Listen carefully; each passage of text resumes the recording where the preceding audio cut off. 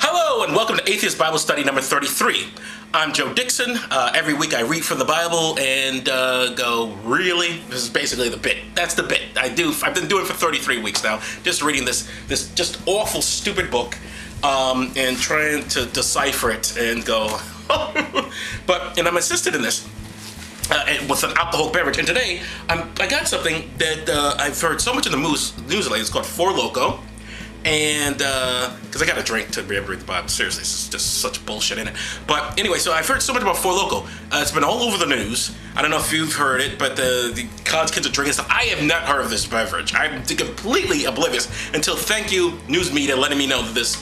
And in the state I live, New York State, it's been banned, but not yet. So I figured I can't possibly have a Bible study without it. So I got it. But the thing is, well, let me have a sip now.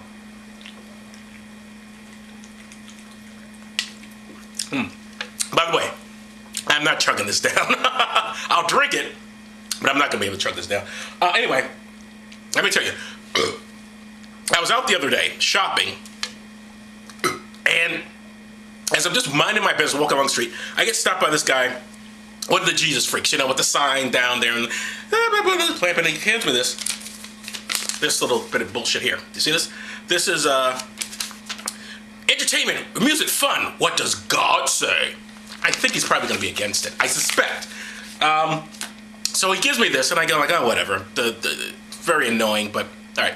Then I walk a couple of blocks later, go to the bank, turn around, go another way, and I swear, a couple of blocks later, I get this from another Jesus freak. I get. No man knows the day or the hour of the end of the world, because religion's always got to threaten. You know, you got to follow us, otherwise there's hell. Ooh, you don't follow us, you're gonna move. Something bad's gonna happen. You better. So I got these two things, and I thought, you know, I got these two things for these assholes. I'm like, you know, I'm gonna read these. I'm gonna read these on the Bible study. I know I got to read a Manna from Heaven for the 33rd Atheist Bible study, but you know what? I pre-read these just to have some idea what I'm going to say before, you know, not what I'm going to say, but what I'm going to read, so I won't completely stumble over the reading. But Manna from Heaven is so goddamn boring that I don't think I could do it. To be honest with you, it is just crap. I mean, it's all crap, of course, but holy moly. But I'll give you a quick summary of it. The people they're all free from slavery now. The people in the desert, and they're like, la, la, la, la, la. And then they're bitching and moaning that they're not getting enough food and meat and bread. And then Moses goes to God, as he always does, and says, God, what's going on? Because God, you know, always has no fucking clue. No clue what's going on. So he says, hey, God, what's with the no meat and bread? And Jesus, he's later. By the way, I've decided what I'm going to do. I'm probably going to skip ahead because Christmas is coming up, and it'd be silly not to read the Christmas story. So I'm just going to probably just skip past all this other bullshit and just go right to Christ when it gets close to the Christmas time. So expect a lot of stuff to be out. But really, I mean, what are you missing? What are you missing? People in a desert. For 40 years, they get bread. God gives them bread from the heavens because they weren't getting any bread. And he says, if you follow my commandments, I'll give you bread, whatever. It's not interesting. Believe me, I'm doing you a favor not reading this. I'd much rather read these little pamphlets I got here, which is exactly what I'm going to do. So forgive me if I know it in your heart you can do. But we're gonna get into this because I love these. All right. But that was Atheist Bible Study 33. This is Atheist Bible Study 33, but without the Bible. All right, here we go. This is entertainment, amusements, fun. That's what it says here. What does God say? Well, let's find out what God says. All right, here's a quote from the Bible I have here. They know also that in the last days perilous times shall come. Of course, because perilous times only come at the last time. Before that, there's no other perilous times. Right? For men shall be lovers of their own selves. I've loved myself many a time. Just the other night, I was watching Jenna Jameson and just loving myself. Lovers of pleasure more than lovers of God. Well, I've definitely never loved God, because, you know, he doesn't exist. I don't know. I mean, did I ever love a fictional character? I don't know. I guess I loved Mary Jane, the character in Spider-Man. I loved her. That was, although not really love, I don't know. I kind of had a thing for Wonder Woman, but God, not so much. Anyway, that was from Timothy. There was 2 Timothy, chapter 3, verse 1, 2 2A, 4B. That's what it says here, Laser. I don't know. Are they exactly quoting it? Who cares? Who cares? You can put any quote out there and say it's in the Bible, and some goddamn fool's gonna believe it because they have no idea. How many motherfuckers sat down and actually read this horrible piece of book, this horrible bit of literature? They don't. They don't read it. And those who do read it have no clue any more than I do what the hell the thing is saying. Because I remember, I'm reading the children's Bible. This is in standard English. People read their actual Bible, the one with all that old English, and you have no clue. You have no clue what it's saying. Why? Because it's dumb shit that a bunch of freaks put together. But I'm getting off on a rant here, and we got a pamphlet to read. So let's get into that because we got another pamphlet. I don't want to keep you too long. All right. Let me get another Four Loko. So again, it says entertainment, amusement's fun. What does God say? One of man's principal goals in life is happiness. Happiness can be elusive. Indeed, it can. Many are seeking happiness and pleasures and entertainment. Yeah, that's true. They seek to satisfy themselves by doing what feels good.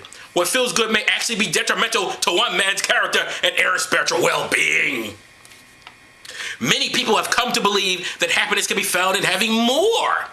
It is believed that to have more goods and conveniences will satisfy.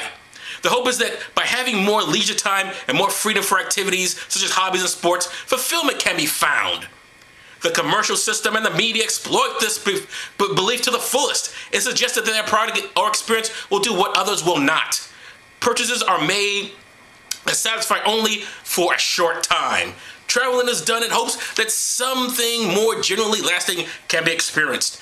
New vehicles and more and better sporting equipment are sought and brought, but these invariably fail to bring real peace of mind. What could maybe lead to? That doesn't bring peace of mind. I wonder what does.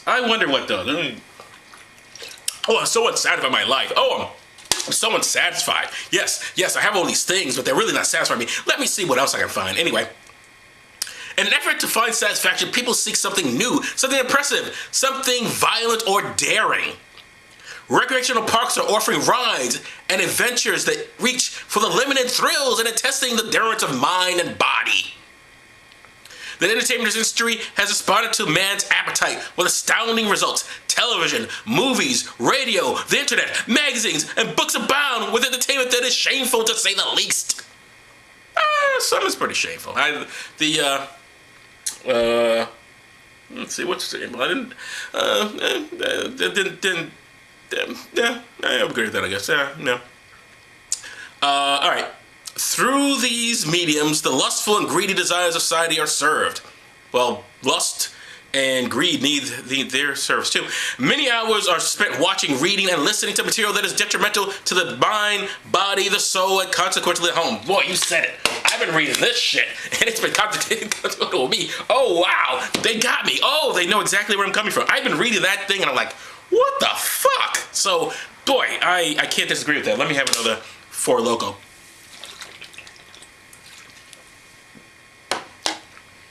Often entertainment is used as a means to escape the reality of the emptiness we feel inside. Lonely people seek sometimes to console the inner man. What do we really want? What will answer to the needs of the soul? Can it be found in these pleasures? I think not. Well, they don't say things like that, but I suspect that's where we're going with this. Besides the enjoyment we receive from these activities, there is in us an underlying desire to excel.